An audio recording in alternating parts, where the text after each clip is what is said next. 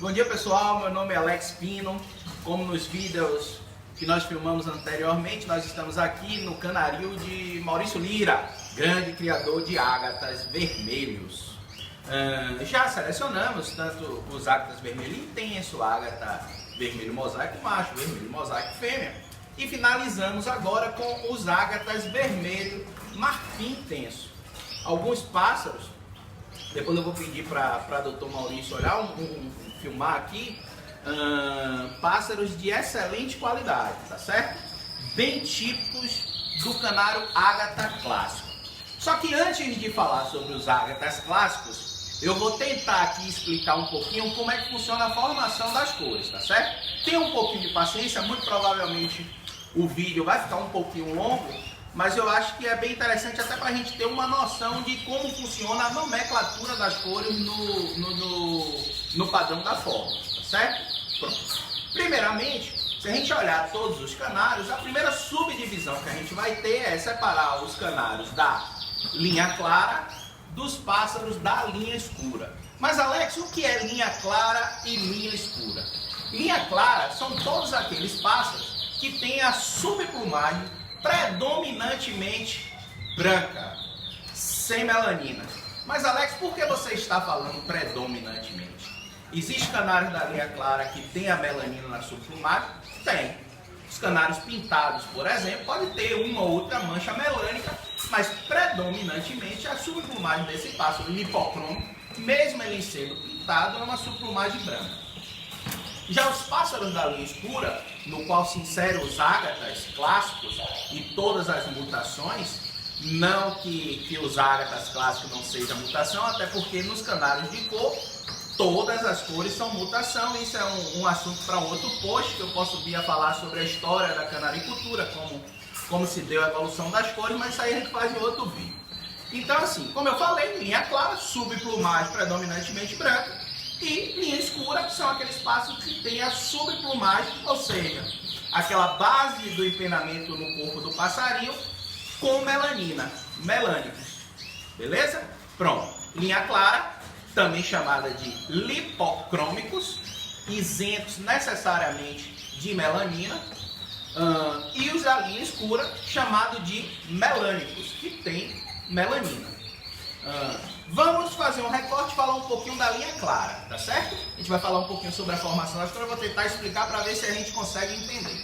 Na linha clara, a gente faz uma outra subdivisão na linha clara. Nós temos os canários lipocrômicos e temos os canários hinos lipocrômicos. O que são os hinos lipocrômicos? Os hinos lipocrômicos são aqueles pássaros de linha clara que possuem olho vermelho. Então, as mesmas cores que eu tenho nos pássaros lipocrômicos com olho preto, eu também tenho nos hinos lipocrômicos, que são os lipocrômicos com olho vermelho, tá certo? Aí a gente vai fazer um outro recortezinho e a gente vai voltar aqui para o sentido de outra subdivisão. Basicamente, tanto os lipocrômicos quanto os hinos lipocrômicos, é embolação dela, mas esse mesmo no improviso é assim mesmo. Os hinos lipocrômicos, ele tem uma outra subdivisão, que são os canários sem fator e com fator. Mas Alex, que diacho de fator é esse? Quando eu falo fator, eu estou me referindo a fator vermelho. Nós dividimos em canários sem fator vermelho, e aí tanto serve para linha clara, voltando um pouquinho aqui no tempo, quanto também para a linha escura.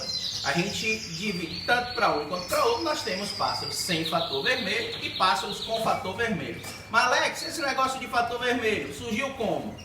Bem, isso aí é uma história, não vou me alongar muito, mas basicamente o passarinho canário, ele não tem no seu padrão genético uma característica que fizesse apontar para o lipocromo vermelho. Aí que entra o dedinho do homem. O que é que ele fez? Vocês sabem o tarim, que é chamado também de pintacilgo da Venezuela?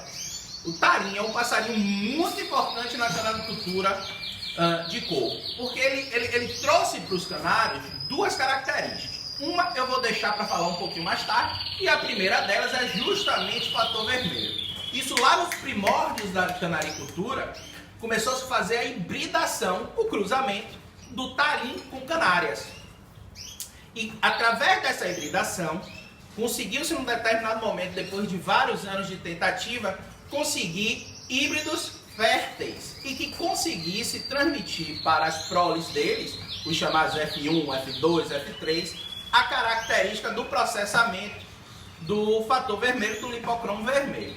Porém, se a gente puxar um pouquinho aqui da árvore genealógica dos passarinhos, a gente vai perceber que qualquer um desses passarinhos, se a gente retroagir no tempo, décadas e décadas de gerações atrás, vai ver qualquer um desse ágata, qualquer um vermelho da linha clara, vai ver que no passado dele tinha um macho tarim e uma fêmea canela.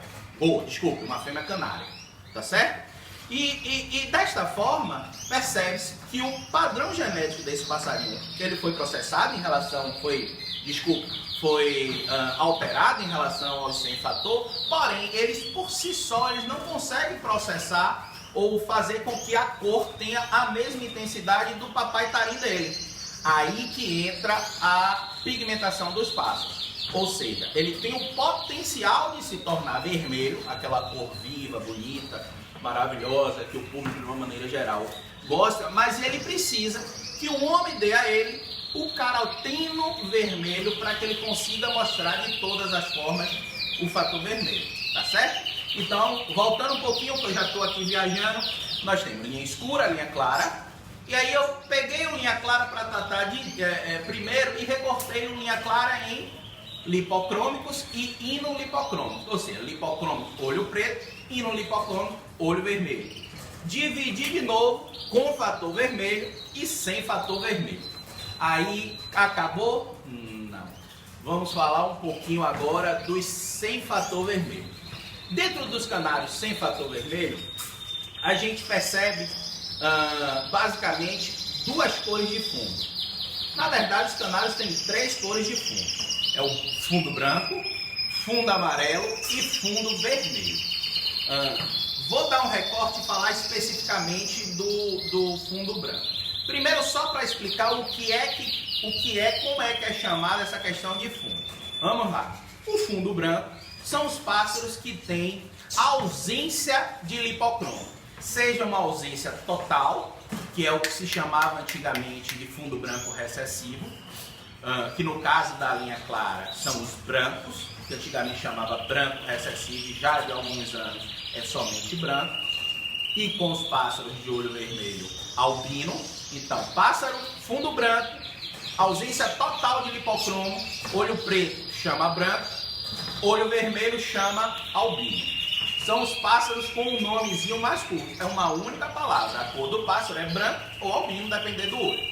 E ausência parcial de lipocromo, que são os fundo branco dominantes. No caso, Alex, mas ausência parcial se vocês perceberem, os brancos dominantes, ele tem, ou pelo menos é exigido que tenha, dentro do padrão estabelecido, que tenha uma incrustação amarela nas penas externas da asa, nas extremidades da asa. E aí eu não vou me alongar muito no padrão, como deve ser essa coloração, não, para a gente não fazer um vídeo muito longo, tá certo? Então nós já conseguimos detectar 4 cores. Vamos comigo. Branco, albino, branco dominante e albino dominante. Então, dos lipocrômicos, fundo branco, nós temos 4 cores. Aí agora eu vou falar um pouquinho do fundo amarelo e do fundo vermelho.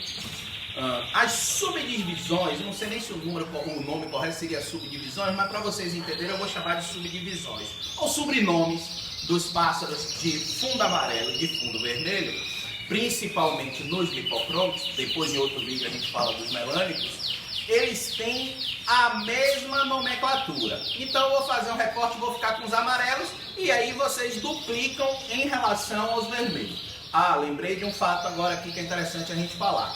Os amarelos, os lipocrômicos de fundo amarelo, quando ele tem o olhinho preto, ele é chamado, a cor dele, amarelo. Quando ele tem o olho vermelho, são chamados de lutino. E os de fundo vermelho, os canários com fator vermelho lipocrômicos, quando o passarinho tem olho preto, é chamado a cor dele de vermelho. Quando ele tem o olho vermelho, é chamado de rubino. Beleza? Beleza. Aí agora a gente vai falar um pouquinho sobre a categoria dos canários, ou seja, estou falando do amarelo e do vermelho, tá certo? O branco a gente já encerrou nas 4 cores que eu falei. No fundo amarelo e no fundo vermelho, o sobrenome ele vem no que a gente tange de categoria pela repartição do lipocromo. Ou seja, aonde o lipocromo ou amarelo ou vermelho vai estar na estrutura da pena. É um assunto um tanto quanto complicado, complexo, eu não vou me estender muito. De qualquer maneira, a gente pode entender que existem canários, tanto amarelos quanto vermelhos, intensos, nevados e mosaicos. Alex, mas o que é intenso, o que é nevado, o que é mosaico? Eu não vou me estender muito não, depois eu prometo que eu faço um vídeo detalhando direitinho como é essa questão do lipocromo na estrutura da pena, como ele se forma na pena como um todo. Então nós temos amarelos intensos, vermelhos intensos. Olho vermelho, lutino intenso, rubino intenso. Assim como sucessivamente para os nevados e para os mosaicos. Se lembra que eu falei do tarim? O tarim entra de novo na canaricultura. Mas Alex, ele entra de novo na canaricultura por quê? Simplesmente por causa dos pássaros mosaicos. Se não fosse o tarim, não existiriam nas cores dos canários pássaros mosaicos. Mosaico, o fator mosaico, a categoria mosaica, ela herda do tarim o dimorfismo sexual. Se vocês já viram tarim macho, é de uma forma, o tarim fêmea é de outra forma. São 2 passarinhos distintos. Então o mosaico, normalmente pelo padrão definido pela FOB, precisa que o macho tenha aquela máscara bonita, grande, tenha mais amarelo do que a fêmea, o ombro bem marcado, um pouco no peito. Já as fêmeas, eles precisam ter só um risquinho no olho, peito branco, menos amarelo aqui nos encontros. Então, tanto macho quanto fêmea, eles têm visualmente, fenotipicamente, isso depois eu falo o que é fenótipo, mais adiante eu vou falar um pouquinho sobre fenótipo e genótipo. Ele tem fenotipicamente nítidas diferenças entre um macho e uma fêmea. Mas Alex, e os outros? Macho e fêmea concorrem juntos? Concorrem. Claro que os machos, de uma maneira geral, levam vantagem, porque eles têm uma expressão lipocrômica, na maioria das vezes, melhor do que as fêmeas. Mas no caso dos mosaicos, é uma diferença brutal, tá certo? Então, os mosaicos, eles são julgados separadamente, macho e fêmea. São 2 cores diferentes. 2 não, são várias mosaicos, mas assim 2. Mosaico macho e mosaico fêmea. Alex, tem mais alguma outra cor no canário que macho e fêmea são julgados diferentes? Separadamente, melhor dizendo? Tem. São os féus, que eu vou deixar para o vídeo dos melânicos, dos passos da linha escura, mas por outro motivo, que não é por herança do tarim, tá certo? Então, voltando, a gente já tem amarelo intenso, amarelo nevado, amarelo mosaico macho e amarelo mosaico fêmea. Assim como temos vermelho, intenso, nevado, mosaico mais, mosaico fêmea, lutino, intenso, nevado, mosaico mais e rubino também, tá certo? Acabou na linha clara? Não. Aí entra a única mutação que não influi na melanina. Ela influi no lipocromo do passarinho. Que mutação é essa? Marfim. Então, o marfim é uma mutação que ela influencia não as melaninas dos pássaros, tá certo? Ela influencia a intensidade, vamos chamar assim de qualquer jeito, não de qualquer forma, no lipocromo do passarinho. Então, em todas as cores, pode ser visualizado o impacto da mutação marfim? Sim. Só que nos pássaros de fundo branco, o fator marfim atua, mas ele não é reconhecido com uma cor separada. Ou seja, não existe nomenclatura oficial nesse momento como branco marfim. Lá nos primórdios, existia branco marfim, existia amarelo dourado. Então assim, a canaricultura evoluiu e ele tirou. Mas Alex, existe? Existe. Por exemplo, no caso do branco, que eu vou chamar de branco recessivo, o fator marfim ele não atua. Por quê? Porque o branco recessivo, ele tem uma questão que ele não tem lipocromo. Já nos dominantes ele tem. Se lembra que é a ausência parcial de lipocromo?